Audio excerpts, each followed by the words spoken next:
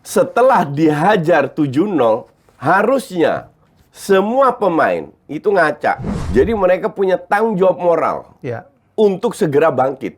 Bisa begitu. And they can do that. Bisa begitu, Coach, atau bisa lukanya belum sembuh tuh? I don't think so. Beda kalau mereka punya Neymar. Jadi faktor tidak adanya Neymar itu ngaruh banget. Ngaruh banget. Gue bilang, Chelsea akan segera bangkit. Langsung menang lawan Leeds. Kemarin menang lawan Dortmund. Benfica harus diwaspadai. Kalau Milan atau Inter ketemu Benfica, gue pegang Benfica. Kalau Arsenal turun full team, MU turun full team, kemungkinan besar mereka lolos. Tapi kan kita nggak tahu. Iya kan? Karena masih ada game-game yang lain ya. Dan dua-dua itu mementingkan IPL. IPL, ya.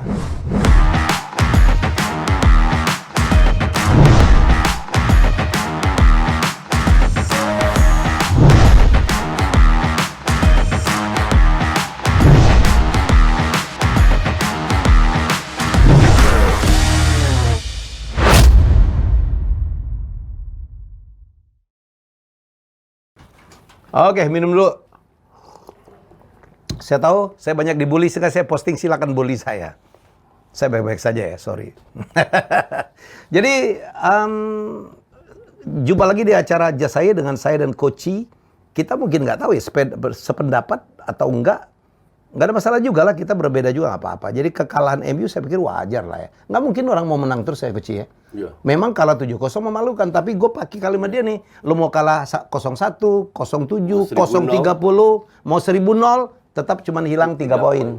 Setuju kan? At the end of the day, yang dihitungkan jumlah poin. Betul. Yang menentukan ranking di mana. Jangan-jangan untuk pemain Liverpool ini tropinya dia nih, Coach. Tapi ini karena rivalitas kan.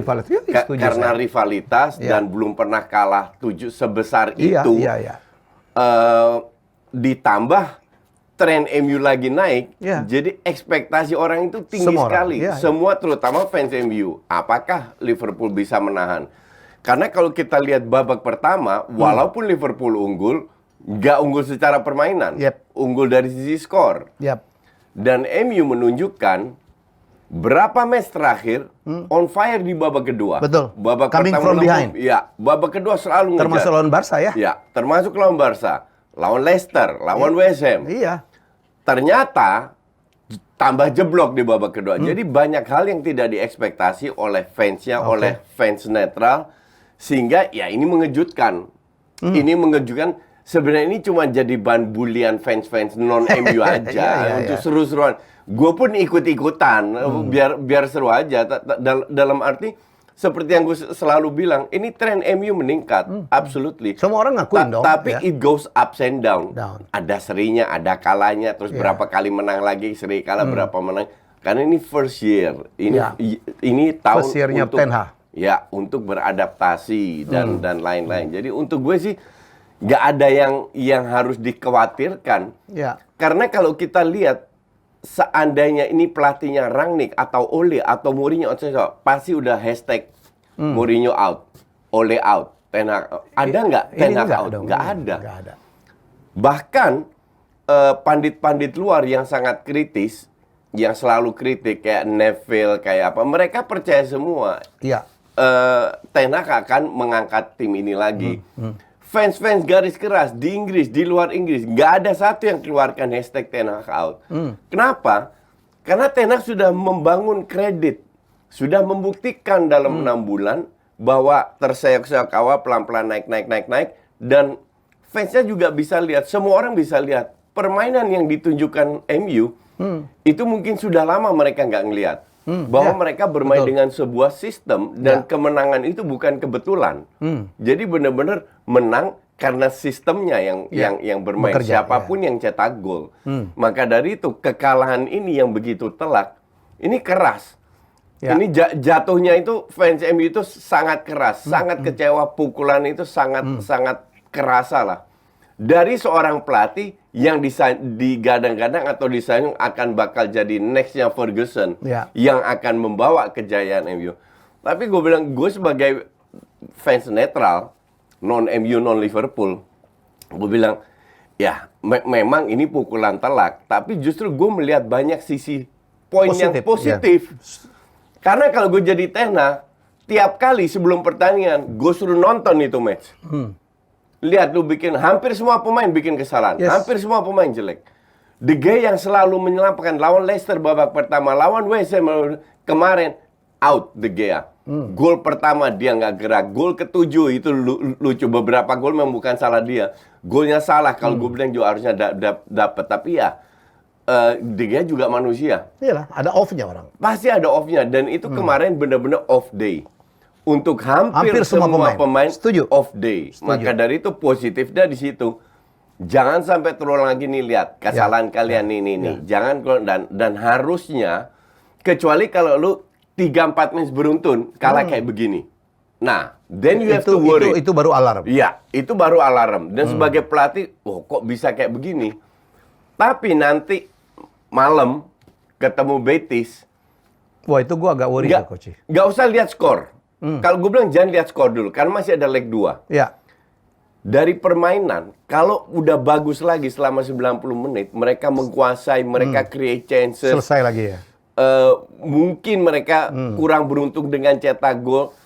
Apalagi kalau seandainya mereka menang, itu 7-0 udah akan segera dilupakan. Tapi MU tuh lucu, Coach. Lawan tim-tim menengahnya Spanyol itu nggak gampang loh. Kesulitan, betul. Kesulitan. Ya. Pernah kalah lawan Sevilla, lawan Sociedad, Betul. lawan Atletico Madrid, Betul. gitu loh. Kalau lawan Barca dengan Real Madrid terukur lah ya, menang kalahnya terukur. Ya betul, karena tim Inggris ini, tim Spanyol ini kan lebih taktikal rata-rata dari tim Inggris. Tim Inggris menengah ke bawah, mereka juga sulit dikalahkan, tapi caranya beda. Lebih dengan parkir base, banyak otot, banyak lari-lari, body charge dan lain-lain. Physical ya? Ya, physical game. Tapi kalau Spanyol lebih tactical, mereka mungkin parkir base, iya. Kemungkinan besar Real Betis pun akan lebih bertahan. Ya. Tapi counternya lebih efektif. Permainan itu lebih tactical daripada rata-rata tim Inggris. Maka dari itu kadang atau seringkali MU kesulitan.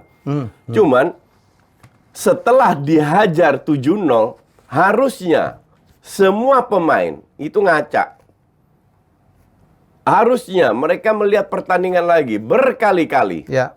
Melihat kesalahan di mana agar tidak terulang lagi. Ya. Dan harusnya ini momentum yang bagus untuk menunjukkan kepada semua fans di seluruh dunia, fans MU, bahwa 7-0 itu hanya off day.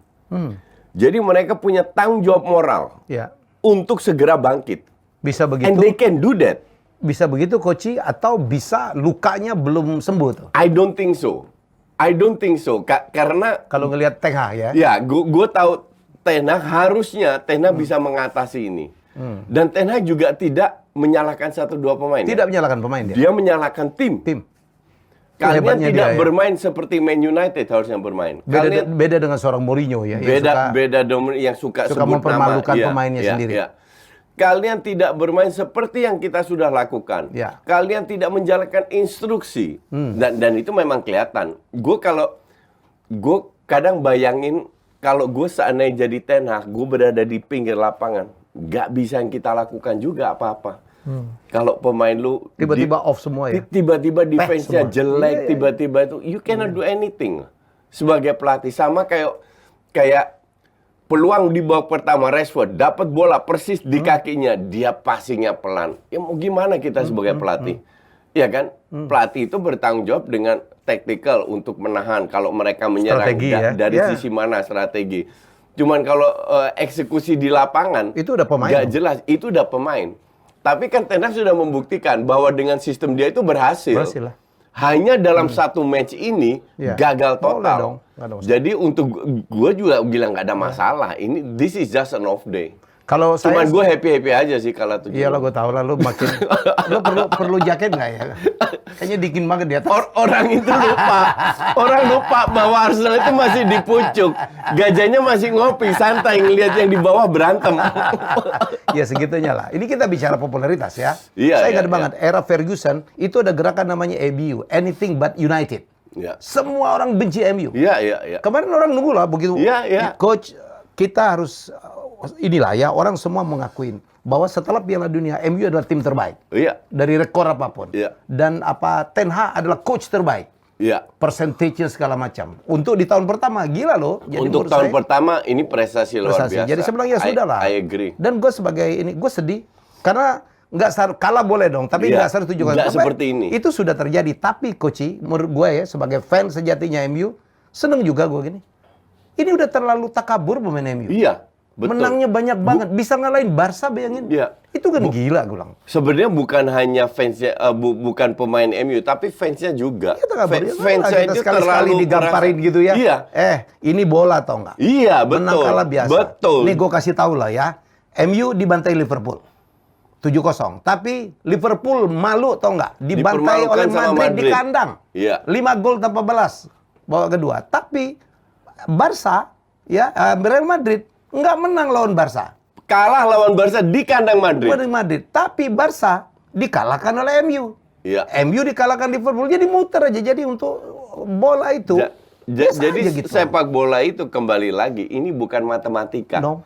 Makanya gue selalu bilang ke semua fans, bukan hanya fans MU, semua fans, kalau tim lu lagi di atas kayak Arsenal enjoy sekarang, aja. Enjoy aja. Kipas. Enjoy aja karena siapa tahu kita nanti akan turun. Iyalah. Semoga tidak. Tapi kalau kita turun, kita menikmati masa-masa begitu iya. banyak pertandingan yang kita benar-benar menikmati. Masih 13 game toh. Iya, exactly. Iya, masih 13 game ya? Ada 12 game, 13 game ya nih. Arsenal 12 game. 12 game. Arsenal sama City 12 game, MU Liverpool 13 game. Gue cuma pengen tahu aja, Liverpool tuh di urutan berapa sih, Coach? Dan selisihnya berapa sih? Dengan Arsenal selisih sama berapa? Arsenal selisih 21 dengan poin. MU selisih 7 poin. 7 poin, iya. Perlu 3 game MU kalah dan Liverpool menang terus baru bisa nyusul tuh. Liverpool pernah menang 7 kali dan Arsenal 7 kali beruntun kalah. Baru bisa ngelewatin. Tapi nggak malah. Jadi it's just 3 points. Ada yang bilang jangan-jangan yang 7-0 itu tropinya Liverpool tuh, Coach. Dan Liverpool jangan lupa, tahun lalu 4-4-nya masuk loh. Dan sekarang hanya MU cuma 4-4-nya masuk. Ya. Gitu loh. Kalau kita ngelihat kemajuan ya, menurut saya Liverpool mah mundur banget lah. MU IPL masih enggak lah, feeling gua agak berat lah. Bukan nggak bisa, tapi cuma kan agak sudah berat. dapat 1, Coach. Oh iya. IPL masih bisa kontender lah. dapat 2 lagi. Iyalah, untuk MU mah dapat 4 besar aja udah kemajuan luar biasa dong. Nah, karena target memang 4 besar. 4 besar sama lah. kayak target dengan pelatih Arsenal baru, juga 4 besar. Iya, budget yang dikasih juga nggak banyak. Nggak banyak-banyak amat. Nggak banyak amat. Ini sekarang pemain pinjaman semua. Kita harus bersyukur tuh. Oh iya. Liverpool ya, tahun lalu masuk 4. 2 juara, 1 final, 1-nya IPL kan hanya menit-menit terakhir tuh. Iya. Baru dapat. Jadi keren. Kalau lihat sekarang dengan beli Nunez, ya. Beli Gakpo yang mahal-mahal. Tapi coach kemarin gila gue ngeliat Gakpo sama Nunez itu kemarin gila mainnya. Betul. Gue juga bilang selama Gakpo datang ini pertama kali dia main bagus. Termasuk Nunez lah. Ya. 2 gol. Oh iya, so-so lah. Dia 2 gol dia cetak betul, cuman babak pertama mainnya nggak bagus-bagus sama juga. Jadi menurut saya ya udahlah. Tapi Gakpo juga itu golnya Salah kan asisnya Gakpo. Iya. Asis dari Salah, pre-asis Gakpo, gol kedua Gakpo kan dia dapat lagi dari Salah. Tapi Gakpo emang luar biasa mainnya. Iya. Jadi kayak on fire aja. Golnya itu bukan golnya kayak Nunez, tap in heading, bener-bener gol berkelas.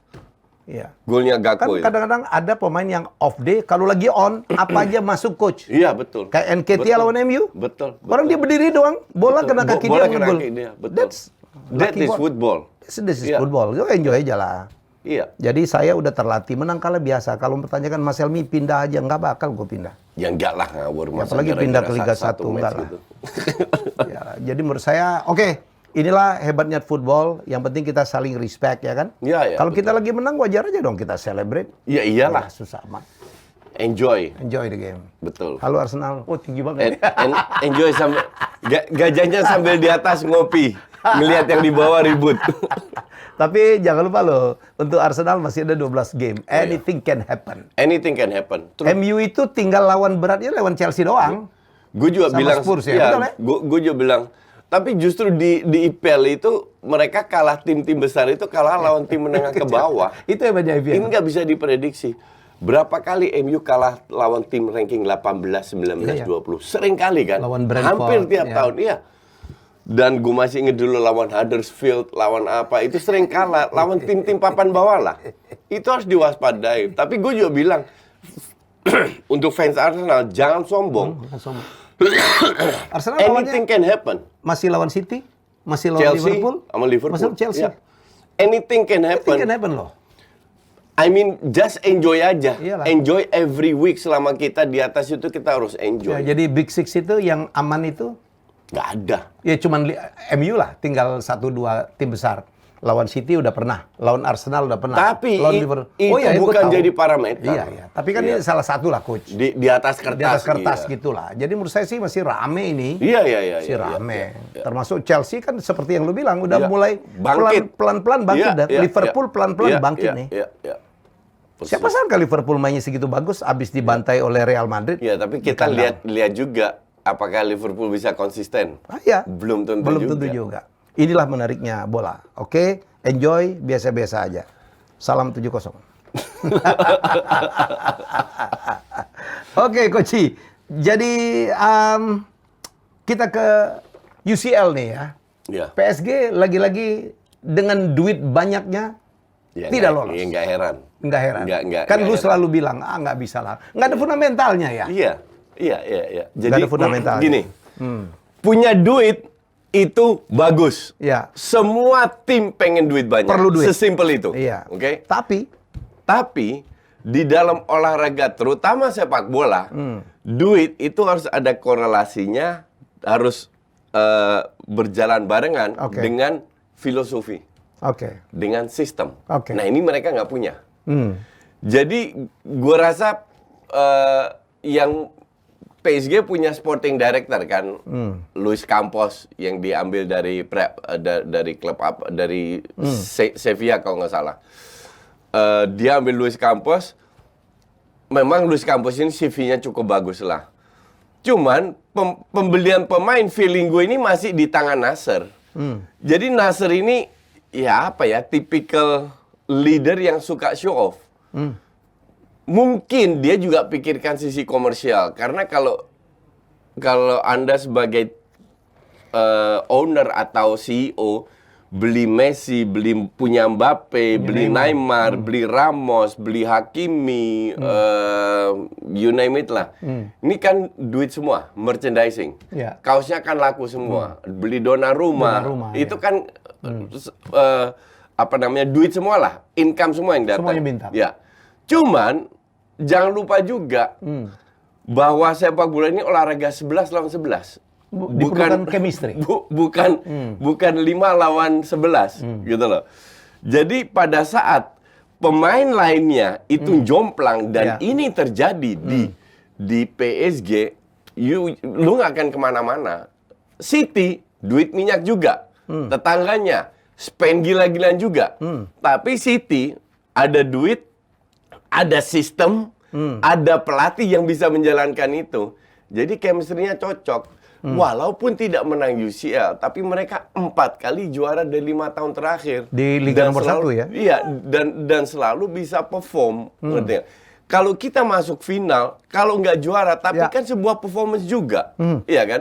Dan gue bilang sih, ya PSG nggak akan kemana-mana. Selama gue melihatnya sih, selama ada Nasser ini, kecuali Nassernya mau berubah. Dan gue tidak lihat itu. Kita lihat golnya itu lucu-lucu kemarin lawan Munchen. Satu, mereka itu tertinggal. Dalam arti kalau lu ketinggalan, you have to take initiative, bukan? Attack. Ya. Offense ya. Ya, nggak bisa bertahan dong. Iya dong. Nah, babak pertama main 3 back, 5 midfield. Itu pun masih 50-50. Ball possession mereka unggul sedikit aja. Do they create chance? Enggak. Golnya Munchen itu terjadi dari kesalahan Verratti. 2 kali. Di tengah itu ada namanya Vitinha, yang katanya bintang, gue nggak tahu bintang apa, bintang kecil, bintang kejora, bintang jatuh dari langit, I don't know. Tapi yang katanya calon bintang, gue nggak ngeliat bintang-bintangnya. This guy itu sangat cinta bola, dia itu merasa dirinya kayak Xavi. Jadi semua bola ada dia harus dribbling, lihat kiri kanan, mutar-mutar, nggak jelas. Sirkulasi bola cepat, mandek di dia. Begitu pula juga Verratti. Sehingga gampang dipres, gampang dicuri. Berapa peluang yang mereka create? 1, Vitinha doang. Kenapa? Karena Jan Sommer blunder. Kipernya Munchen. Ya, itu blunder. Di depan gawang syutingnya juga pelan. Di sliding sama De Ligt. Nggak dapat. Habis itu ya headingnya Ramos. Masa tim sebesar PSG 2 kali peluang besar itu dari Ramos. Bukan dari Mbappe, Messi, bla bla bla. Dari Ramos. Dengan bola atasnya. 2 kali. 1 di save, 1 sedikit ke samping. Nah, artinya ini tim yang nggak punya apa-apa. Pada saat yang main di depan 3-5-2 hanya Mbappe dan Messi, orang udah tahu ini semua bola ke Messi atau direct ke Mbappe. Messi pun cari Mbappe. Beda kalau mereka punya Neymar. Jadi faktor tidak adanya Neymar itu Ngaruh banget. Ngaruh banget. Gak bisa nonton Piala Dunia? Gak guna nih. Hey, pakai Next Parabola aja. Kok nonton bola di HP? Pakai Next Parabola aja. Bro, ngapain beli TV baru? Beli Next Parabola aja. Bisa ditonton di mana saja tanpa kuota internet. Nonton bola, ingat Next Parabola. Neymar ini pemain memang banyak gaya, tapi untuk gue mungkin pemain paling skillful di dunia. This guy has skillnya itu luar biasa. Dia tuh bisa narik orang. Kalau ada Neymar nih asumsi ada Neymar ya. Dia gocek-gocek, dia di cover 3-4 orang, dia passing ke Messi. Temennya buka ruang, Messi free. Maju, passing ke Mbappe. Itu yang kehilangan coach ya? Itu kehilangan. Jadi kalau ada orang bilang nggak ada Neymar nggak ngaruh, ya untuk gue sih lucu. Karena data pun membuktikan nggak ada Neymar, mereka 4 kali nggak lolos 16 besar. Ya? 16 besar. 4 kali loh. Mandan ada 16, Neymar ya? masuk final dan semifinal. Jadi peran Neymar itu penting. Cuman karena Mbappe orang Prancis dan cetak banyak gol, seolah-olah Mbappe pemain bintang lebih hebat dari Neymar. Lebih hebat dari Neymar, hanya Mbappe doang. Mbappe dikantongin kemarin. Mbappe nggak kelihatan sama sekali. Messi jalan kaki doang. Messi pun juga feeling gue nggak nyaman di PSG, makanya ada rumor dia akan pindah ke Barca. Artinya lu nggak nyaman dong. I mean, Barca nggak bisa bayar segede PSG. Kalau lu nyaman di PSG, lu dapat gaji gede, you will stay di PSG. Tapi lihat tim kayak begini, masa pemain kayak Fabian Ruiz, gue nggak ngerti lah ada berapa pemain nama-nama yang nggak jelas. This team is a big joke. Tapi ini udah puluhan kali gue bilang. Ya, kita bahas berkali-kali. Lu mau beli Messi, mau beli Ramos, mau beli siapa, nggak ngaruh. Ini kayak dulu Los Galacticos ya coach ya? Seluruh pemain hebat diambil. Iya, dan ada satu masa susah menang. Tapi kalau Los Galacticos itu the whole tim bagus. Iya, 11-11 ya. Iya, kalau ini 3, 4, 5 pemain doang yang bagus. Apalagi kalau dari 5, 6 pemain yang punya nama itu cedera. Apalagi dan mereka kita tahu ya punya internal problem. Mbappe tidak hormat kepada Messi, tidak hormat kepada Neymar, merasa jadi bintang pasti sendiri. Pasti ada friksi karena terlalu banyak bintang. Dan gue ngelihat Galtier yang dibilang pelatih terhebat di Prancis, ya lucu aja. Karena terbukti sekarang lu nggak ada Neymar, you are nothing. Lu bukan siapa, pegang bola iya, tapi yang muter-muter. Padahal Munchen itu masih 2 level di bawah Munchennya Hansi Flick loh. Munchen juga nggak bagus. Mainnya nggak bagus, banyak salah passing, asal main, nggak ada kreativitas, susah cari. Efektif begitu dapat. Tapi efektif. Begitu dapat peluang ya kan? Iya, begitu dapat peluang. Tapi kalau kita bicara permainan bagus, Munchennya Hansi Flick itu benar-benar jauh lebih bagus daripada Munchen ini. Coach, kita lompat. Ya, menurut lu siapa yang paling favorit? Dua tim Inggris sudah tersingkir dari UCL ya? Iya. Udah. Liverpool udah lewat, Spurs juga udah lewat. Kemungkinan besar City Liverpool lewat. Ya, gue beli City. Dari gue itu paling suka menurut gue ya. Yang layak main bagus dan punya squad bagus itu layak masuk final. Yaitu City dan Munchen. City dan Munchen. Asal drawingnya benar ya. Ketemu. Cuman yang jadi masalah kan faktor luck dalam sepak bola itu selalu ada. Sepak bola itu kan kejam. Dalam arti, lu main bagus belum tentu lolos. Nah, sekarang Munchen main nggak terlalu bagus. City main nggak terlalu bagus juga. Ups and down juga. Nah, mungkin dengan nggak terlalu bagus ini mereka bisa sama kayak Belanda 2010 masuk final. Emang Belanda main bagus? Nggak ada bagus-bagusnya. Bertahan menang tipis, tiba-tiba masuk final. Nah, ini mereka pun juga bisa seperti itu. Cuman kalau kita melihat dasarnya Munchen atau 5 tahun terakhir lah, nggak usah jauh-jauh. Munchen City adalah tim yang bermain atraktif untuk menang. Dan stabil. Bagaimana peluang Chelsea, Coach? Kan sekarang udah mulai menggeliat nih ya. Udah mulai menggeliat. Udah mulai menang walaupun nggak gede. By the way, kemarin lawan Dortmund layak menang ya? Ya. Sangat layak menang. Dortmund create almost nothing. Ya, cuman Chelsea ini masih jauh lah. Masih berproses lagi. Kan keren gue dong. Ya, good coach. Gue kan udah bilang Chelsea akan segera bangkit. Coachnya keren, pemain-pemainnya mahal-mahal keren. Iya. Cuman untuk menjadi sebuah kohesi ini itu yang susah. Chemistry itu yang susah.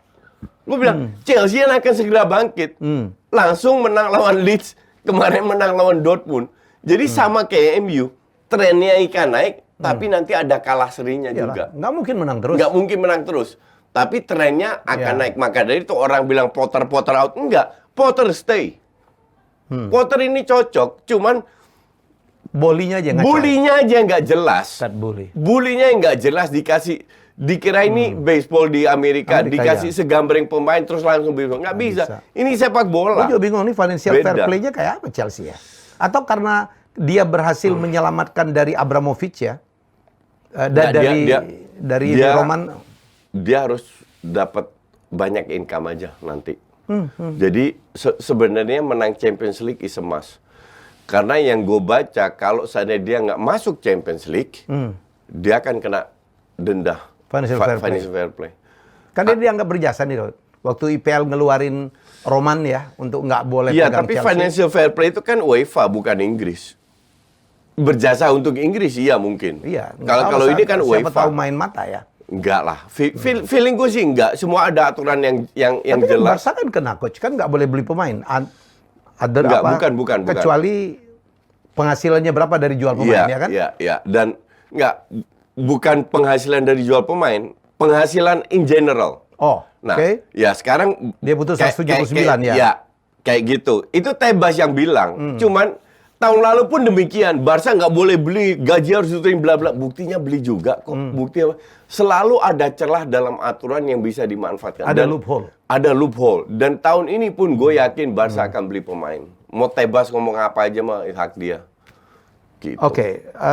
Benfica mungkin pelengkap aja lah ya. No, enggak. What do you think? Benfica ini bisa jadi kuda hitam. Benfica ini agak mengerikan loh. Klub Brugge kok dia menang 7-1 lawan klub Brugge bukan jadi sebuah parameter. Tapi di liga pun mereka rank 1 loh. Benfica di bawah Roger Smith ini juga sempat singkirkan Barca. Dalam arti bukan tim yang ecek-ecek. Ya. Bukan karena dia nggak punya nama besar, bukan berarti dia tidak bisa perform. Justru gue bilang kalau gue harus menunjuk kuda hitam bukan Milan. Atau nanti kalau sana Inter lolos bukan Inter. Kenapa? Karena fundamentalnya di karena Liga. Permainan, karena fundamental. Mungkin lu lebih percaya Napoli lah sekarang ya. Oh ya, jauh. Ya. Tapi kalau di UCL itu Benfica. Benfica harus diwaspadai. Kalau Milan atau Inter ketemu Benfica, gue pegang Benfica. Segitunya loh. Ya. Benfica this year di bawah Roger Smith sebelumnya 3 biasanya tahun. agak anti Portugal gitu, Coach. Apa? Ya, gue selalu objektif. Kata lu.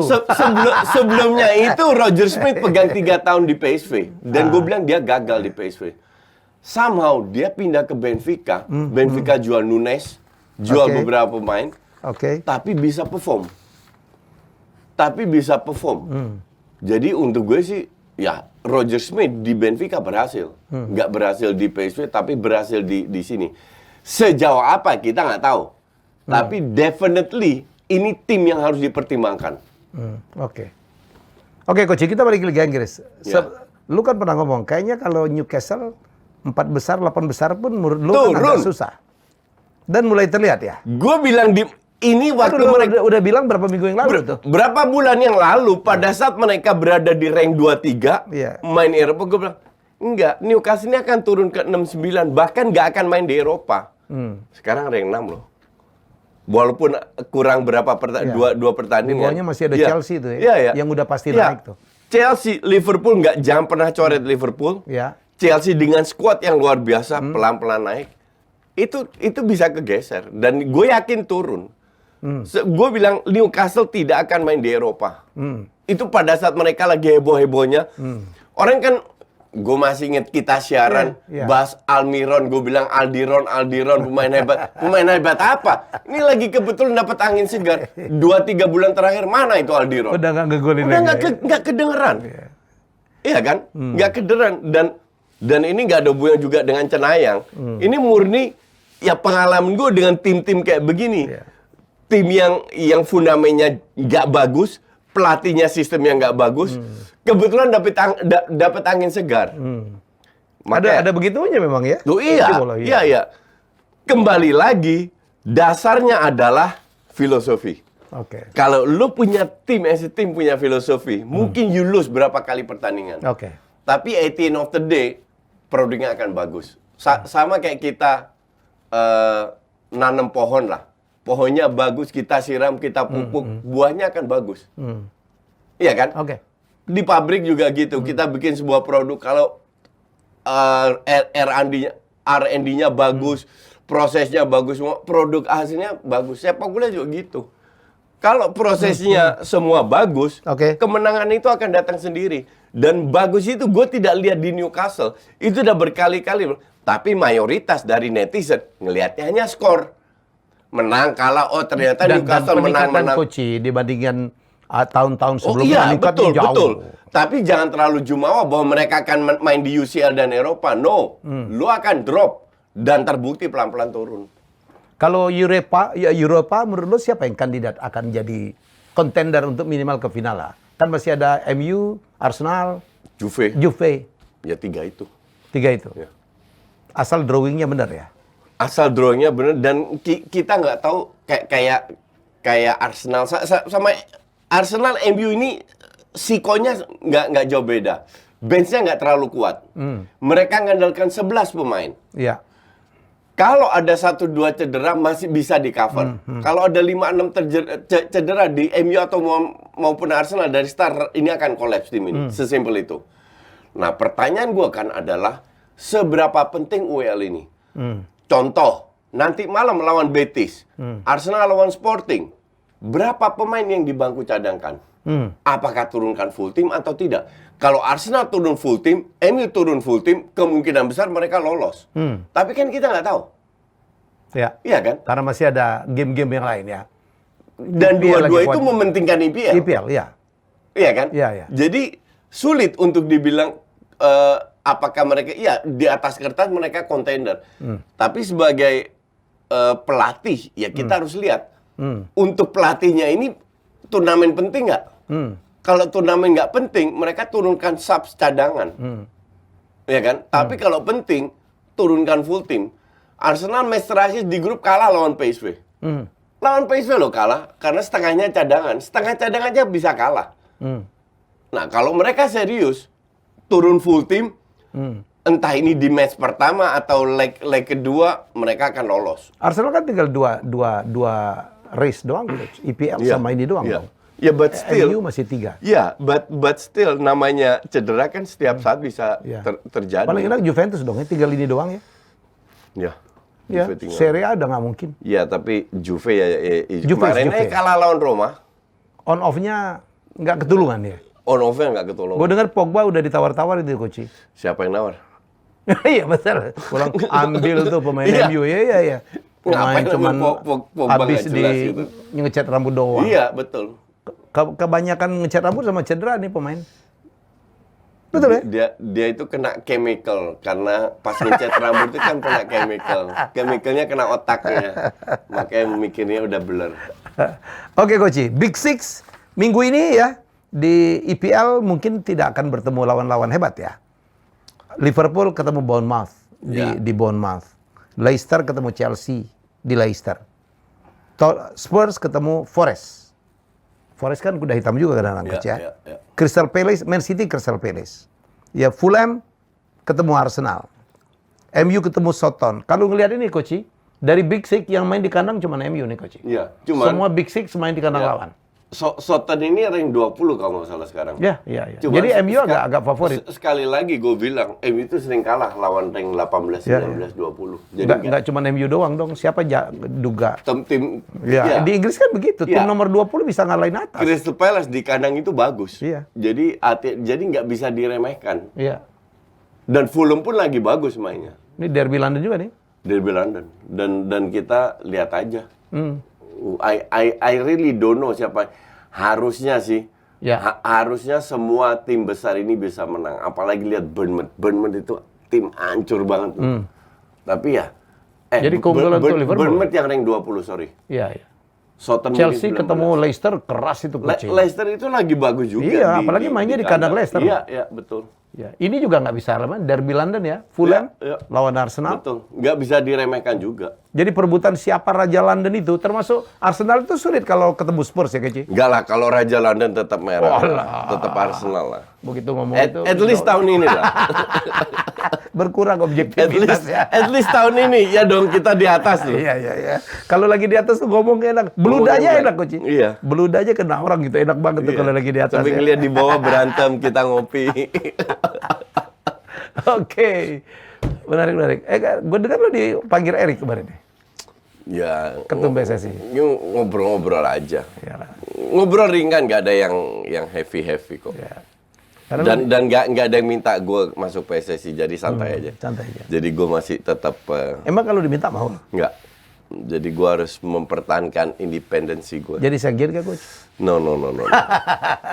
Enggak lah, gue happy dengan apa yang gue lakukan. Dan kalau gue diminta lagi sama Pak Erik, ya gue pasti datang. Karena I support this man. Dan gue percaya dengan kapasitas integritas Erick Thohir. Itu yang penting ya. Ya, jadi kalau beliau minta masukan dari gue, pasti gue kasih. Emang gue siapa? Gue cuma rakyat jelata. Diminta menteri, masa kita nggak mau kasih masukan? Pasti. Ya. Jadi nanti kalau diminta ngopi lagi ya gue datang. Sama-sama. Saya deket gitu banget aja sama Erick. Ya. Berkali-kali gue bilang I support you. Dan di tangan Pak Erick kita berharap banyak. Karena dia ngerti bola. Ya kan, bayangin dia pernah beli Inter, beli DC United. Dia jadi nggak main-main ini orang gitu. Betul. Dengan kapasitas yang dia punya. Kita berharap PSSI lebih baik. Saya dulu kan sering, kenapa Pak Helmi nggak nyalon? Enggak lah. Nggak masuk Esko? Enggak lah. Gue juga nggak mau. Enggak lah, gue happy dengan apa yang gue lakukan, independen. Kalau kedepannya sana Pak Erik bikin kesalahan, akan gue kritik juga. I guarantee you that. Jadi saya sama dengan Coach. Kita diminta, kita datang. Ya, Coach? Iya, absolutely. Karena bagaimanapun kita adalah warga negara Indonesia yang kepengen banget Indonesia itu perform. Iya, betul. At least Asia Tenggara deh, talukan dulu. Memalukan menurut gue negara sebesar Indonesia dengan jumlah penduduk penggemar bola terbesar di dunia. Ranking kita berapa sih, Pak? I don't know. Ya. 100 lebih. Dan 150-an kalau nggak salah. Atau 170-an. I do kira-kira situ lah, I don't know. Papan bawah. Ya. Kita punya kecintaan, itu modal yang luar biasa lah. Kecintaan orang Indonesia terhadap bola. Kita sebagai orang Indonesia, makanya gue mau jadi pelatih timnas waktu itu. Gue merasa gue harus berkontribusi terhadap negara ini lewat yang gue bisa, yaitu di sepak bola atau futsal. Saya tahu Coach, saya tahu pengorbanan seorang Darius ya. Mau jadi manajer gitu. Darius itu sampai nyuci semua yang dia lakukan. Seorang Darius loh. Iya. Darius itu berkorban juga untuk futsal. Gue tahu juga. Jadi ya banyak lah orang kayak kita yang ingin membantu, tapi untuk membantu kita nggak harus masuk dalam sistem. Ya. Di luar sistem pun bisa. Ya bisa. Yang penting kan niatnya baik atau enggak. Kereta lu tuh baik ya. Nggak tahu. Tapi gue merasa kalau diminta harus gue memberi kontribusi. Harus gitu. Tanggung jawab kita sebagai orang. Oke, Coach, rasanya kita sudah cukup, keren banget. Terima kasih atas ulasannya. Tapi sekali lagi untuk Arsenal, enjoy the game. Ya, untuk MU, kalau Anda pikir saya kenapa-kenapa, saya baik-baik saja. MU akan bangkit. Saya senang MU kalah. Ya, bukan senang sih, karena ini tamparan lah. Supaya kita lebih lebih mawas tuh. Lebih down to earth, lebih low down to profile. earth, iya. Iya, betul. Ya, oke. Memang nggak boleh sombong jadi Betul. orang ya. Tapi kalau lagi menang, enjoy dikit boleh lah. Boleh. Ya. Betul. Oke, Bang. Sama kayak Arsenal. Ya. Gajahnya di atas. Kapan turun? Kerjaan gua harus nyundul itu gajahnya. Kita jumpa dalam episode selanjutnya. Terima kasih. Thank you. Next Parabola ya. Sudah Ya, menjadi terima kasih pendukung Next kami. Parabola. Bye-bye.